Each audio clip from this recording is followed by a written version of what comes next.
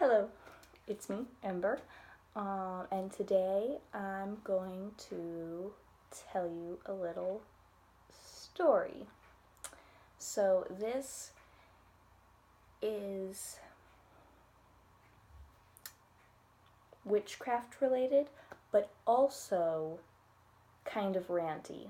So if that's not your thing, then just go ahead and it's fine. I won't be offended.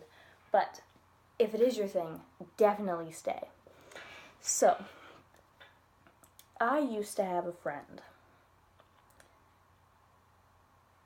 And a lot of people, when they do story time, say, for privacy reasons, I'm going to use a separate name. But honestly, if you're watching this video and you know me, or you know this person and know that they knew me, I don't care if you know this about her. But otherwise, you're not going to know who she is. So privacy reasons doesn't really apply for here. So her name is Elise. So we became friends shortly before her and her significant other broke up. Now her significant other, from what I heard, I wasn't in the relationship, I didn't experience what she experienced, I didn't experience what they experienced. From what I had heard, her significant other was not very good to her, which is whatever. Her significant other at the time was not my favorite person in the entire world because they were slowly becoming more of a jerk to everyone.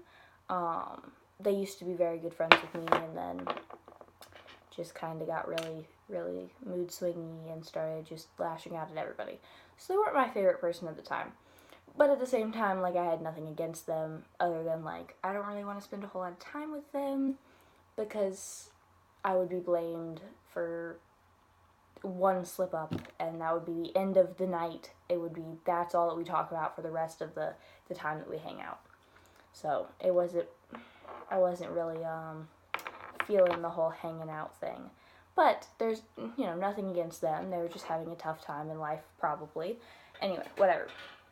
So apparently they weren't treating her the way that she should have been treated.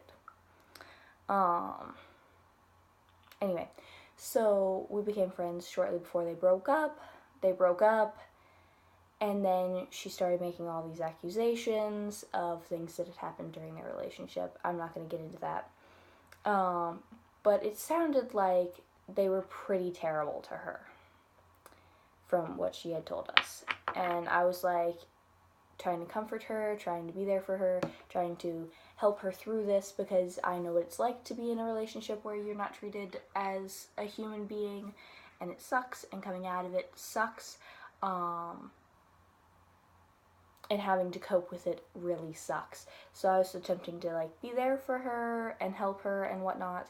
Anyway, around this same time I was getting into learning about witchcraft and paganism and Wicca and all of those things.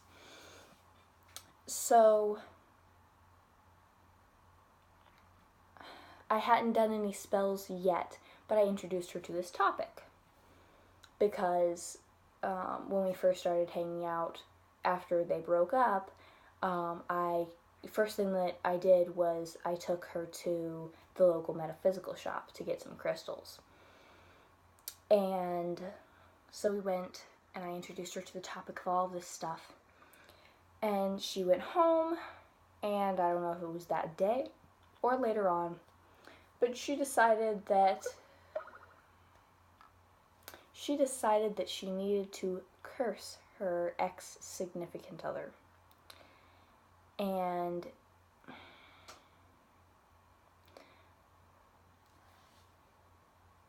I'll get into how I feel about curses and whatnot later. I don't tell other people what they should and should not do. But if you're going to invite those negative energies into your life, you need to make sure that you are well protected. And if you're not well protected, things are going to latch onto you. You're not going to be able to get rid of them. Your life's going to kind of have some twists and turns and whatnot. She did not use any protection spells. She didn't cast a circle. She didn't...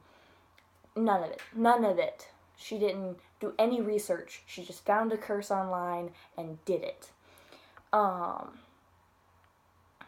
And because she found a curse online and did it, these entities latched onto her. And these entities I define as demons. And I'll have a video where I explain what demons, angels, and spirits, how I define them and whatnot, are separately. But, so she had 3 demons attached to her. And we didn't realize, she thought they were spirit guides. We didn't realize that they weren't for a few months. And then another one of my friends kind of stumbled upon such a thing because she started getting more and more uncomfortable when Elise would come over, and she finally asked the question to, her spirit guides in the universe and whatnot. And yeah, Elise had been bringing 3 demons into my best friend, who is Christian, and very much demons terrify her, into her house, and had been for quite some time. Anyway, that's a fun time. So then, when we informed her that actually, yeah, those things that are attached to you are not spirit guides, those are demons, she then ran to her computer and looked up how to do an exorcism. And there's a reason why priests who do exorcisms are trained to do exorcisms, because you have to know what you're doing. There's a reason why people who curse people are typically further along in their craft than people who just do simple sigils and prosperity spells and whatnot. You do more positive things before you learn how to properly protect yourself, and then you can do less positive things if need be when you further and have learned what you need to learn. Anyway, despite all of that, she ran over to her computer, looked up an exorcism, and managed to mistakenly exorcise my best friend's spirit guide, which was a fun time. We managed to immediately scatter all over the internet, asking people on Tumblr and this and that, how can we fix this, how can we undo what she's just done. Found some ways. Didn't seem like they were very legitimate, but we were like, hey, whatever, we can protect ourselves and then do them, and either they will help or it was a fluke and nothing will happen. Well, they helped, and I was like, whoa, blew my mind. I don't understand how that works, but whatever. We managed to get her spirit guide back, and as well as the demon that Elise was attempting to exorcise. So then I had to find her a banishing spell, and then I told her that she's doing it. I wasn't going to do a banishing spell. I wasn't going to bind a demon to a jar and then take it someplace and bury it. She would have to do it herself. But here are all the ingredients, and here are the instructions, and you have to do it. You have to do it yourself. And so she did it herself in front of me while I sat there and whatnot.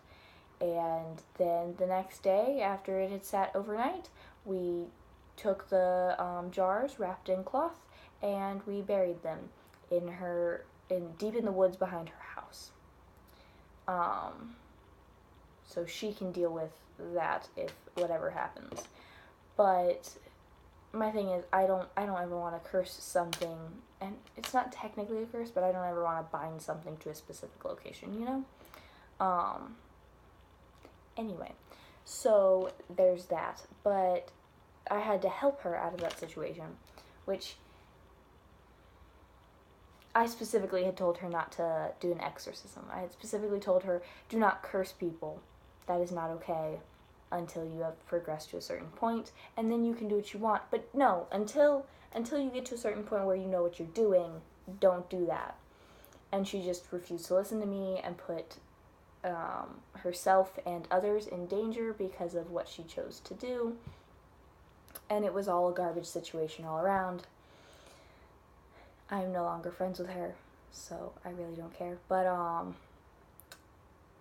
after that happened, all of my spirit guides were like, she's a garbage person. You shouldn't help her with things like that. Let her crash and burn next time.